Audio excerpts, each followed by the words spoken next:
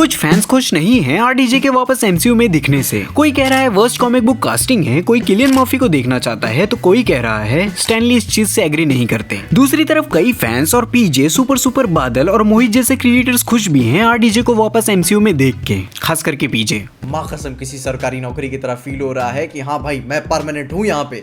और जो फैंस खुश नहीं हैं उनके नजरिए को भी मैं समझ सकता हूँ। आप ऐसे कैरेक्टर के साथ रिस्क लेने जा रहे हो जिसने एक पूरी जनरेशन को बच्चे से बड़ा किया है आयरन मैन के रोल के साथ।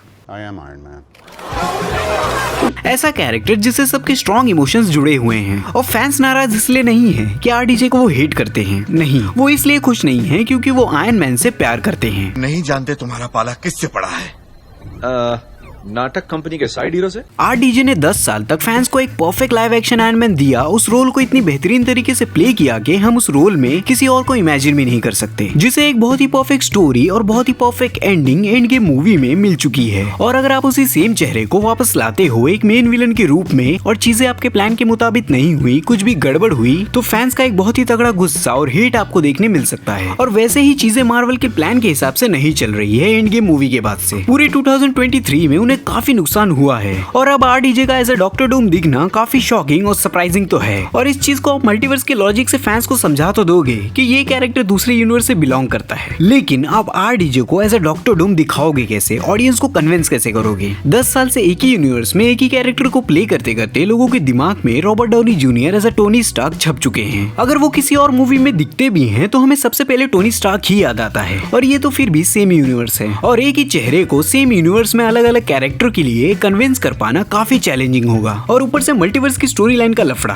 जिसकी ऑलरेडी खिचड़ी बनी हुई है, उसके साथ डॉक्टर डूम जैसे कॉम्प्लिकेटेड कैरेक्टर को संभालना जो इंसान होने के बावजूद गॉड से भिड़ जाता है, अपने प्यार को सैक्रिफाइस कर देता है, पूरे के पूरे देश को कब्जा कर लेता है। क्यों? क्योंकि उसे साबित करना है कि वो किसी से कम नहीं है और उसे हर किसी से चाहिए इज्जत, चाहे वो इंसान हो या भगवान। क्योंकि डॉक्टर डूम का कहना है कि वो ये चीज डिजर्व करता है। साला एटीट्यूड हो तो डॉक्टर डूम जैसा।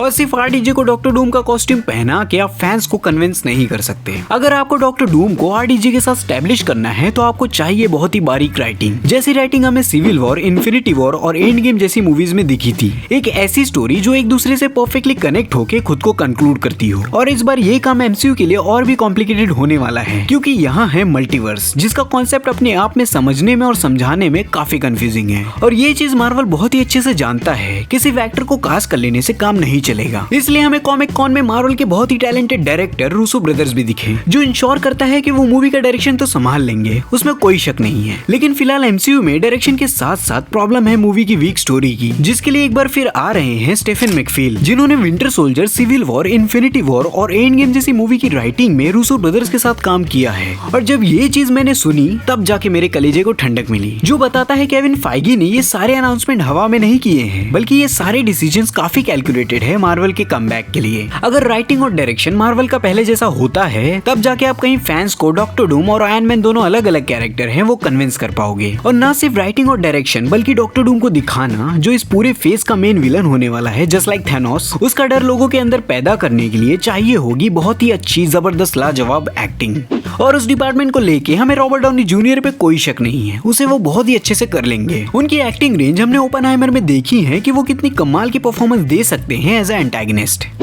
सो यस, अगर ये तीनों डिपार्टमेंट एमसीयू अच्छे से चेक करता है, राइटिंग, डायरेक्शन, एक्टिंग, तो वो डॉक्टर डूम और टोनी स्टार्क के बीच में एक मजबूत लाइन खींचने में कामयाब हो पाएंगे। ऑडियंस के दिमाग में ये बात बैठा पाएंगे कि ये दोनों कैरेक्टर अलग अलग हैं। और एवेंजर्स डूम्सडे जो 2026 में रिलीज होने वाली है, इसका मतलब ये नहीं कि आरडीजे हमें सीधा 2026 में देखने मिलेंगे, नहीं, उनकी झलक हमें एमसीयू की मूवीज में अब दिखना शुरू हो जाएगी, जैसे थैनोस की दिखती थी, ताकि वो डॉक्टर डूम को एक कैरेक्टर आर्क दे सके, उसे अच्छे से सेटअप कर सके। अब इतनी सारी बातों के बाद मैं मेरी तरफ से एक चीज तो कहना चाहूंगा, कुछ भी हो, रॉबर्ट डाउनी जूनियर को फिर से एमसीयू में देख के कहीं ना कहीं खुशी तो मिली है। अब बस उस खुशी को और फैंस के एक्सपेक्टेशंस को ये अच्छे से संभाल लें। वैसे सुबह सुबह ये न्यूज सुनते ही तुम्हारा क्या रिएक्शन था? ये चीज अच्छी हुई या बुरी, उसे कमेंट्स में लिख के बताओ। साथ ही आप मेरी ये वीडियो जरूर देखें जिसमें मैंने बात की है 7 ऐसी मूवीज की जो खास लड़कों को ध्यान में रख के ही बनाई गई हैं, तो इन्हें भी चेकआउट जरूर करें।